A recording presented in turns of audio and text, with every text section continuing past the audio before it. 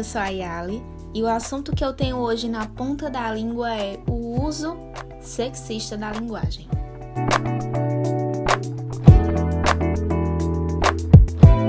Falar de gênero no Brasil é entrar em um território marcado por preconceitos e conflitos sociais, culturais, políticos e até religiosos. A linguagem funciona como um raio-x da sociedade, tornando visíveis conceitos, valores, crenças, posturas e comportamentos culturais que estão historicamente enraizados e passam despercebidos nas nossas relações.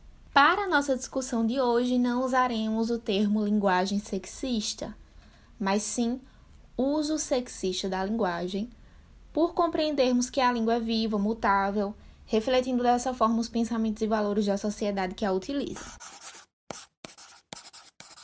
Quando falamos de gênero, abrimos aí um amplo leque, um espaço gigantesco para várias discussões. Dentre essas, inclui-se o uso sexista da linguagem. Conceituando essa expressão, podemos dizer que linguagem sexista recebe essa nomenclatura, as mensagens estereotipadas e discriminatórias que são embasadas em convenções estabelecidas previamente pela cultura e que reforçam as relações assimétricas entre os sexos. Esses enunciados discriminatórios, eles podem se referir a ambos os gêneros.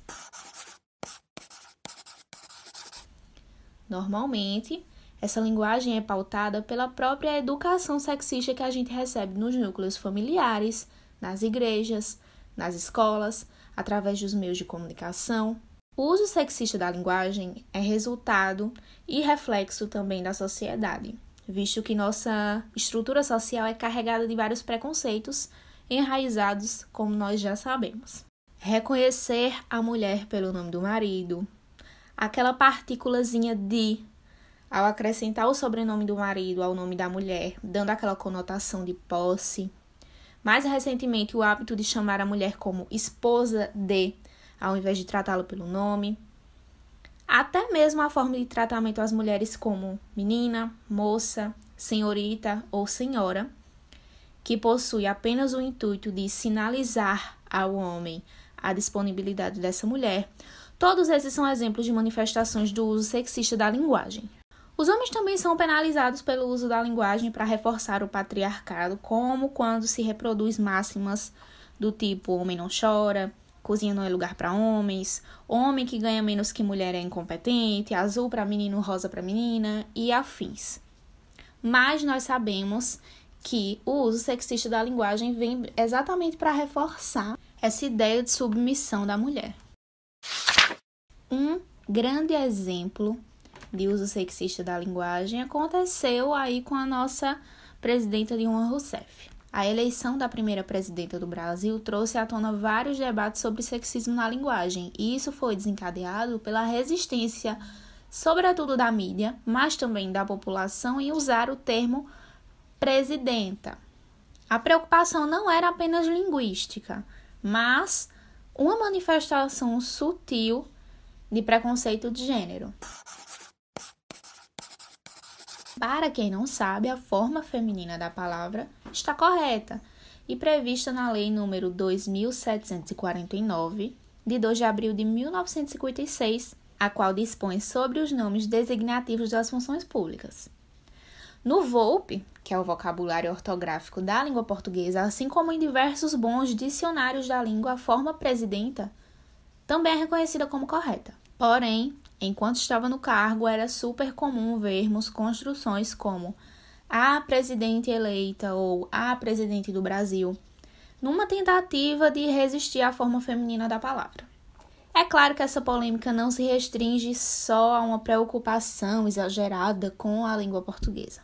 Um exemplo bem simples do uso sexista da linguagem é o emprego da palavra homem ou de qualquer outro termo masculino equivalente como medida ou parâmetro para se referir à humanidade, por exemplo. É interessante também notar como o mesmo vocábulo assume valores diferentes quando posto no feminino.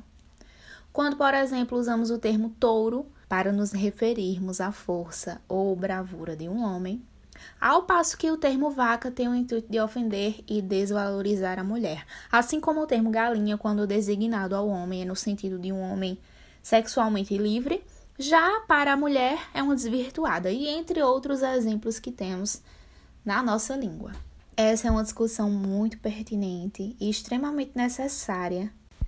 Vale enfatizar que essa discussão não é sobre o pronome neutro, apesar de alguns debates sobre o uso sexista da linguagem desembocarem nesse tema, não é isso que estamos tratando aqui. Da mesma forma, nenhuma informação apresentada veio de vozes da minha cabeça. Tudo que foi posto aqui é fruto de muita pesquisa sobre o tema. Por isso, no início, eu fiz questão de ser bem enfática de que não iríamos usar o termo linguagem sexista, mas sim uso sexista da linguagem. E a grande reflexão é: a quem interessa que a linguagem tenha esse uso sexista? A linguagem deve ser um elemento inclusivo e de promoção da igualdade em todos os sentidos. Mas nós sabemos que o patriarcado, ele tem braços, ele tem desdobramentos em várias camadas, ele vai ter aí recursos e mecanismos em todos os níveis culturais e sociais para naturalizar a imagem e a ideia de que as mulheres são inferiores.